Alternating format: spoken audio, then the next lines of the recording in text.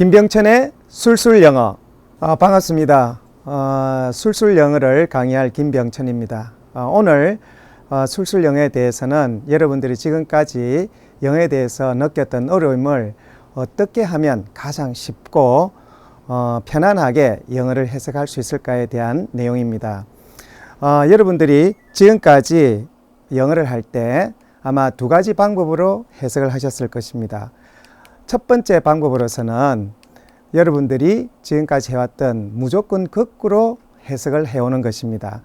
이 방법은 지금 영어가 처음부터 배울 때까지 지금까지 해왔던 방법이지만 영어의 순서를 지키지 않고 우리 한글에 맞춰서 거꾸로 해석을 해오는 방법입니다. 그리고 그 다음에 방법으로서는 두 번째 방법으로서는 무조건 끊는 기존의 직독직해 방식이 있습니다. 이 방식은 영어의 순서는 지키고 있지만 영어를 중간에서 끊어서 한글로 표현을 하는 방식입니다. 자, 어떻게 되는지 구체적으로 한번 예문을 보면서 한번 살펴보겠습니다.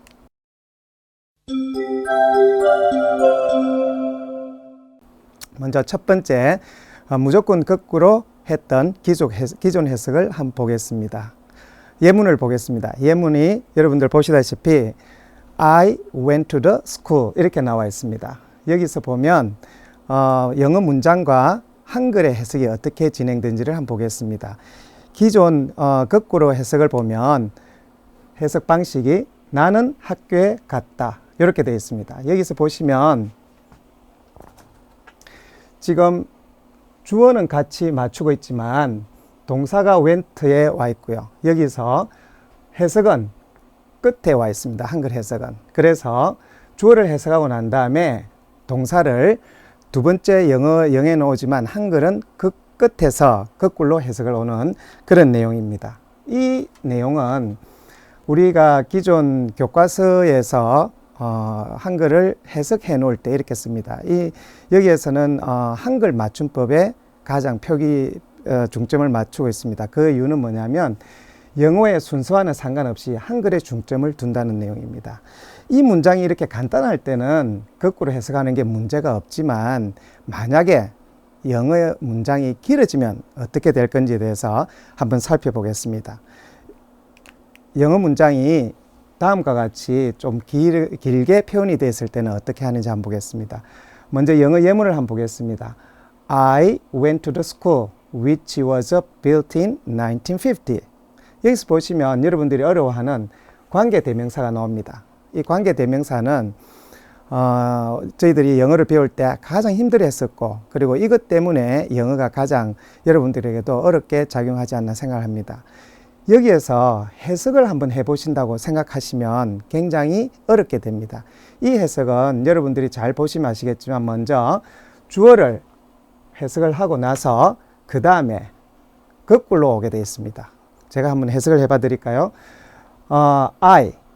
나는 그 다음에 1950년에 built, 세워진 학교에 갔다 이렇게 되어 있습니다.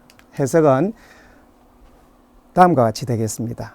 잘 보시면 영어 순서는 왼쪽에서 오른쪽으로 가지만 한글 해석은 영어를 주어만 해석하고 거꾸로 해석을 해오는 방식입니다.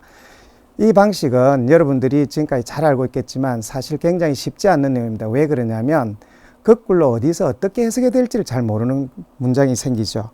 그렇게 되면 여러분들이 영어를 굉장히 어려워하게 되는 그 이유가 되겠습니다. 이 방법 1의 문제점을 한번 정리를 해보면 영어 문장의 순서는 무시가 된다는 겁니다. 여러분들이 영어는 읽고 나가지만 해석을 할 때는 그 영어 문장의 순서를 지키지 않고 한글에 맞춰서 주어를 해석한 다음에 거꾸로 해석을 해온다는 것입니다. 두 번째로 영어를 읽고 거꾸로 해석을 하기 때문에 해석의 속도가 굉장히 느려집니다. 그렇게 되면 여러분들이 생각하는 만큼 해석 속도가 나오지 않기 때문에 영어 읽기가 굉장히 어려워집니다. 세 번째는 여러분들이 지금 영어 문장을 읽고 한글 해석을 해보셔서 아시겠지만 영어의 순서보다는 한글 맞춤법에 맞춰져 있습니다. 즉 해석이 아닌 영어 문장이 쓰여 있는 방향으로 이해를 하는 것이 아닌 영어 문장을 한글화시켜서 표현을 하기 때문에 해석이라기보다는 번역에 해당됩니다. 즉, 이 문장은 영어가 없어도 한글만으로도 알 수 있는 그런 게 됩니다. 예를 들면 여러분들이 영어 소설을 읽을 때 영어를 아시는 여러분들은 영어 소설을 읽을 수 있지만 영어를 모르는 사람들은 번역이 된 소설을 읽게 됩니다. 즉, 여기서 저희들이 해석을 한 방법은 번역에 해당되는 겁니다. 자, 그리고 다음으로 두 번째 저희들 해석 방법에 대해서 한번 살펴보겠습니다.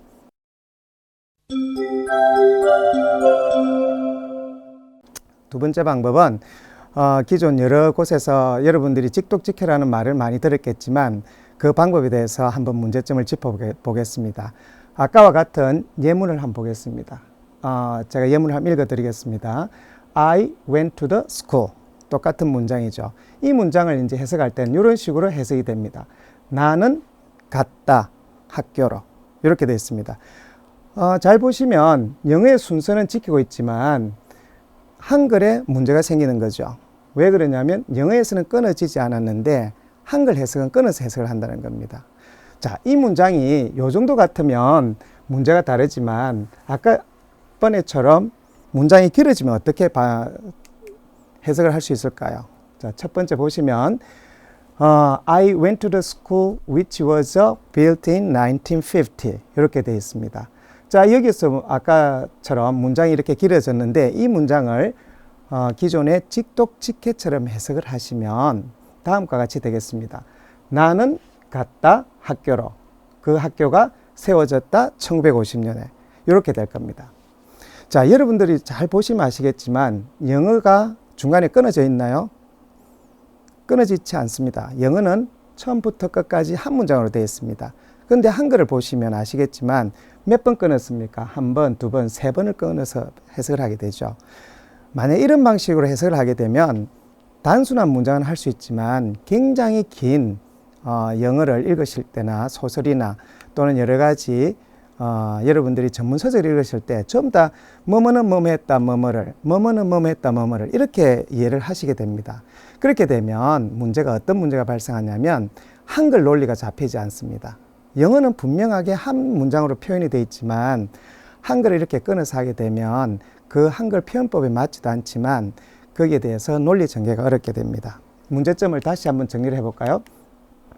문제점을 보시면 저희들이 한글을 표현을 할 때 나는 갔다 학교로 이렇게 하진 않습니다. 나는 학교로 갔다든지 한 문장으로 표현을 하셔야 되는 거죠. 그렇기 때문에 한글 맞춤법에 맞지가 않고 두 번째로는 논리의 전개가 어렵습니다. 주어 해석하고 그 다음에 뭐뭐 했다 동사 해석하고 그 다음에 뭐뭐로부터 이렇게 해석하면 그 문장의 전개가 아주 쉽지가 않게 됩니다. 자, 그러면 이 두 가지 문제점을 여러분들이 아셨는데 그러면 우리가 새로운 제3의 방법은 없을까 한번 고민을 해보셔야 됩니다. 지금 첫 번째, 두 번째 문제점은 요약을 하면 한 개는 첫 번째 무조건 거꾸로 해석하는 방법은 영어 문장 순서를 맞추지 않았다는 겁니다. 두 번째는 한글 표현의 맞춤법에 맞추지를 못했다는 겁니다. 그러면 제3의 방법으로서는 이 두 가지만 해결을 하면 될 겁니다. 그 해결을 할 수 있는 방법이 제가 여러분들에게 말씀드릴 술술 해석의 방법입니다. 자, 어떻게 방법을 하는지 앞에 예문을 먼저 한번 보여드리겠습니다.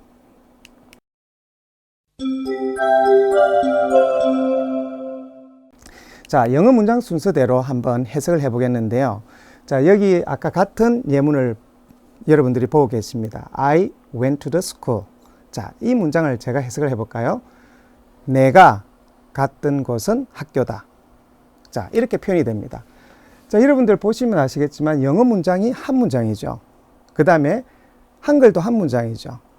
그리고 더 중요한 건 뭐냐면 영어가 쓰여 있는 방향으로 한글이 같이 진행된다는 겁니다. 잘 보시면 내가 went to 갔던 곳은 the school 학교였다 이다 뭐 이렇게 되겠죠. 그래서 첫 번째 저희들이 앞서 두 가지 방법에서 저희들이 나왔던 문제점을 두 가지 다 해결을 하고 있습니다. 첫 번째는 영어 문장 순서대로 간다는 거. 두 번째, 한글 맞춤법에 어느 정도 맞췄다는 거. 자, 그러면 단순한 문장은 또 이렇지만 혹시 여러분들 생각에 긴 문장은 또 어떻게 할까 궁금하시겠죠. 아까 저희들이 사용했던 예문을 다시 한번 보겠습니다. 자, 두 번째 문장입니다. I went to the school which was built in 1950. 똑같은 문장입니다. 제가 해석을 바로 해드릴게요. 내가 went, 갔던 것은 the school, 학교이고요. which, 그 학교가 was built, 지어진 때는 in 1950, 1950년이다. 이렇게 되어 있습니다. 자, 여러분들 잘 보시면 아시겠지만 영어가 길어도 한 문장이죠. 한글도 해석도 길어도 한 문장이죠. 영어 문장 진행 방향으로 한글도 진행이 되었죠. 한글이 그렇게 어색한가요? 제가 봐서는 최소한 한글 맞춤법의 90% 이상은 맞췄다고 생각합니다.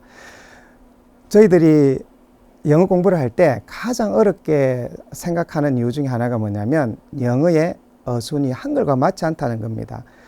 그렇지만 이 영어의 어순이 한글과 맞지 않다는 부분을 해결만 할 수 있다라고 하면 저희들이 가장 쉽게 영어를 접근할 수 있으리라 생각을 합니다.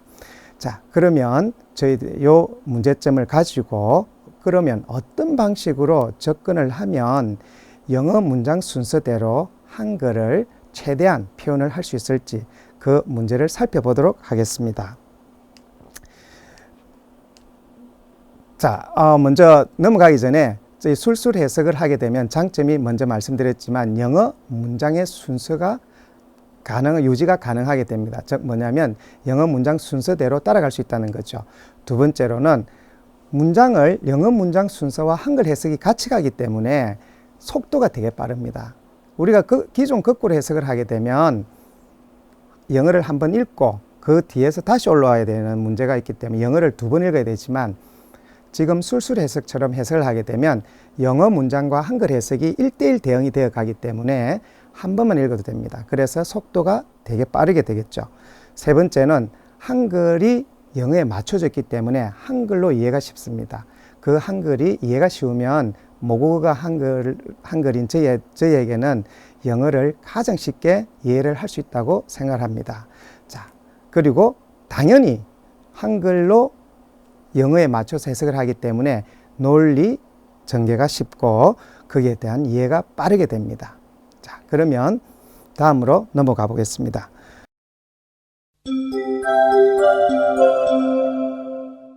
그러면 여러분들이 생각하셨던 바와 같이 정말 모든 게 가능할까? 술술 해석으로 그렇게 생각하시겠죠. 자, 그러면 제가 영어를 지금 한 수십 년간 이렇게 하면서 많은 책과 많은 소설과 이런 걸 읽으면서 제가 개발했던 그 술술 해석의 논리를 한 말씀을 해드리겠습니다. 제일 처음에 저희들이 제가 말씀을 드렸지만 영어와 한글은 문법 순서가 다릅니다. 하지만 영어와 한글의 공통점이 하나가 있어요. 그 공통점이 뭐라고 생각하십니까? 여러분들이 주어 동사, 그 다음에 저희는 영어는 주어 동사 목적어, 저희는 어떻습니까? 저희 주어 목적어 수로 이렇게 나오죠. 그게 가장 여러분들한테 힘들겠지만 그건 여러분들이 다른 것만 보셨고 지금부터는 한번 공통점을 한번 생각해 보겠습니다. 영어와 한글은 다행스럽게도 글이 왼쪽에서 오른쪽으로 둘이 다 진행을 한다는 겁니다. 영어 생각해 보시면 왼쪽에서 오른쪽으로 진행을 하고 있죠. 한글 여러분들이 어떻게 쓰시나요? 왼쪽에서 오른쪽으로 가지 않습니까? 같은 언어의 형태는 다르지만 진행 방향이 같다는 겁니다. 그러면 그 진행 방향에 같이 맞추기만 하면 된다는 겁니다. 그래서 그 영어와 한글이 왼쪽에서 오른쪽으로 진행하는 그 공통점을 활용하면 충분히 여러분들이 영어를 쉽게 이해를 할 수가 있다는 논리입니다.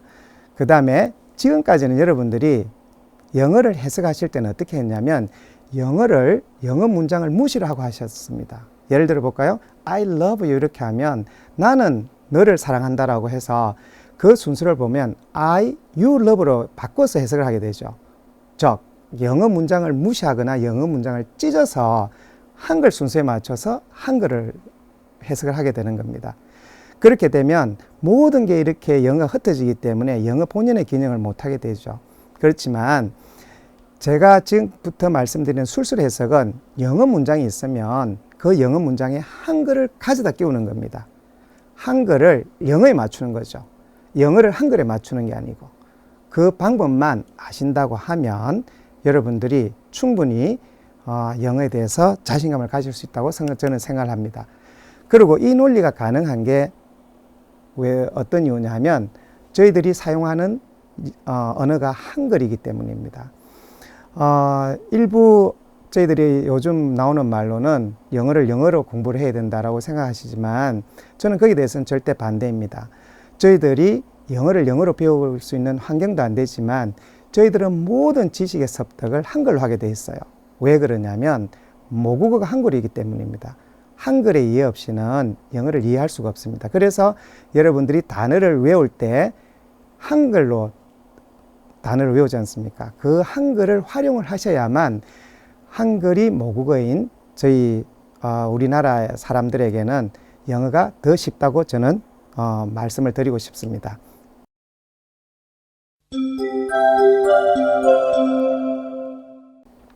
자, 그러면 여러분들과 같이 이제 본격적으로 내용에 들어가기에 앞서서 여러분들에게 말씀드리고 싶은 한 가지 내용이 있습니다. 저희들이 영어에서는 여러분들 생각하시기에 굉장히 문법이 어렵다고 생각하시죠. 하지만 지금부터 말씀드릴 내용을 잘 들어보시면 영어는 5형식만 가지고 영어가 완성이 됩니다. 나머지 부분들은 문법 부분들은 표현법의 문제이지 순서의 문제는 아니거든요. 자, 제가 어떤 말씀을 드리는지 다시 한번 보겠습니다. 여러분들 5형식 하면 다 기억을 하실 겁니다. 5형식은 여러분들이 영어를 처음 하게 되면 학교에서나 학원에서나 다 배우게 되는 기본 형식이기 때문입니다. 자, 제가 한번 올려보겠습니다. 자, 1형식은 어떻습니까? 주어 동사죠. 2형식 주어 동사 보어. 3형식 주어 동사 목적어. 4형식 주어 동사 간접 목적 직접 목적입니다. 5형식 주어 동사 목적 보어. 여러분들 요거만 아시면 영어가 얼마나 쉽다는 걸 제가 정말 지금부터 증명을 해드리겠습니다. 자, 그 전에 여러분들이 하나 제 이 술술 해석의 이론을 술술 영어의 이론을 말씀드리기 위해서는 하나 설명드리고 싶은 게 영어에서 1형식에서 5형식까지 무엇이 공통점인지를 보셔야 됩니다. 자, 1형식에서 5형식까지 어떤 부분이 공통점이 있습니까? 바로 이 부분입니다. 주어 동사. 1형식에서 5형식까지 같이 있는 게 주어 동사입니다. 영어를 잘 살펴보시면 굉장히 명쾌한 언어라고 이야기를 합니다. 바로 왜 그러냐면 주체가 있고 동사가 바로 나옵니다. 그리고 나서는 나머지는 다 뒤에는 말이 달라지는 말들입니다. 그래서 제 술술 해석의 이론에 보면 여기 주어 동사를 처리하는 방법을 잘 배우시면 되겠습니다. 자, 먼저 그러면 우리가 형식에서 제일 먼저 나오는 주어를 한번 살펴보겠습니다. 주어가 어떤 역할을 하는지.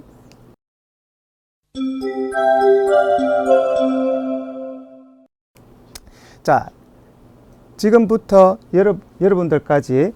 여러분들에게 말씀드린 그 형식에서 가장 먼저 나오는 주어를 한번 어떻게 해석하는지 잘 보시겠어요? 자, 지금은 여러분들이 해석하는데 주어를 unknown으로 하셨을 겁니다. I'm a boy. 나는 소년이다. You are a girl. 너는 소녀야. I love you. 나는 너를 사랑한다. I will go. 나는 갈 거야. To school. 학교로. 뭐 이런 식으로 해서 는자를 다 사용하셨을 거예요.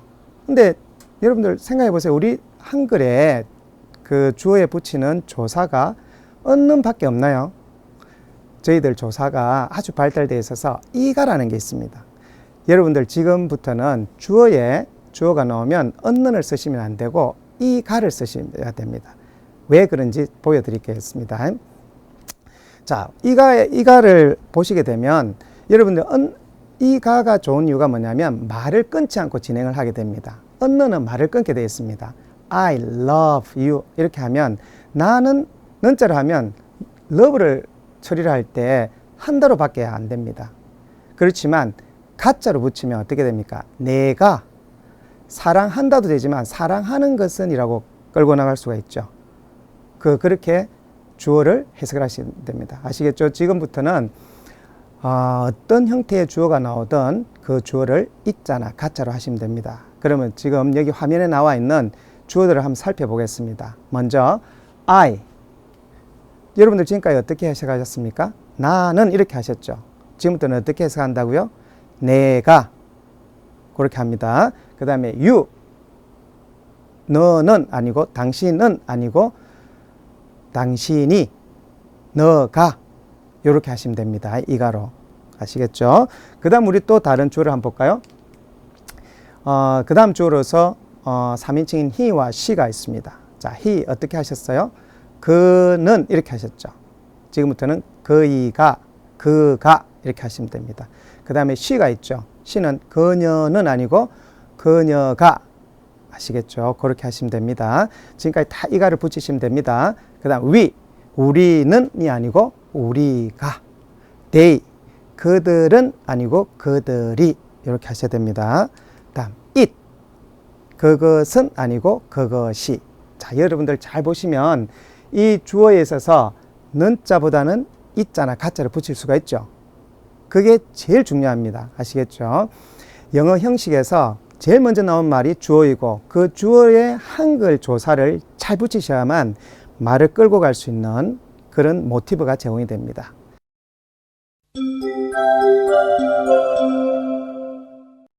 자, 그 다음으로 두 번째 나오는 게 동사죠. 동사는 어떻게 해석을 하시냐면 얻는으로 하시면 됩니다. 여기 보시면 것은 돼 있지만 여기에 뒤에 말을 은자나 는자로 끊으시면 됩니다. 왜 그러냐면 앞에 주어가 가짜로 시작을 했기 때문에 그 다음 동사를 은자나 는자로 하시면 그 두 개의 말이 한 개에 합쳐서 일종의 주어 역할을 하게 됩니다. 그래서 예를 들면 아까 앞에 말씀드렸던 I love 이렇게 하면 내가 사랑하는 것은, 뒤에 말은 뭔지 모르지만 앞에 두 말을 일단 치고 나갈 수가 있겠죠. 그러면 내가 사랑하는 것은 이렇게 해야 되겠죠. You, 당신이다. I love, 내가 사랑하는 건 my son 이렇게 되겠죠. 그런 형태로 하게 됩니다. 그럼 예문을 한번 보실까요? I met 어떻게 하시겠어요? 나는 만났다가 아니었고 내가 만났던 것은 이렇게 하시면 됩니다. 쉬우시죠? 나는이 아니고 가짜를 붙이시면 됩니다. 내가 만났던 것은. 뒤에 보면 사람이 나올지 사물이 나올지 잘 모르니까 일단 것은으로 붙여놓고 나중에 사람이 나오면 내가 만난 사람은 이렇게 하시면 됩니다. 또 한 문제 더 볼까요? We bought. 자, 우리는 구입했다가 아니고 우리가 구입한 것은, 우리가 구입을 했던 것은 이렇게 됩니다. 잘 보시면 동사에 까지를 처리를 할 수가 있겠죠. 자, 그러면 영어에서 대부분의 문장은 특별한 사유가 없는 한 주어 동사를 먼저 쓰게 되어 있습니다. 물론 앞에 분사 구문이나 도치 구문이나 이런 건 나올 수 있지만 보통의 문장에서는 주어 동사를 꼭 먼저 쓴다는 겁니다. 그렇게 생각을 하면 그 주어 동사를 먼저 처리를 해놓고 나가면 나머지 말들은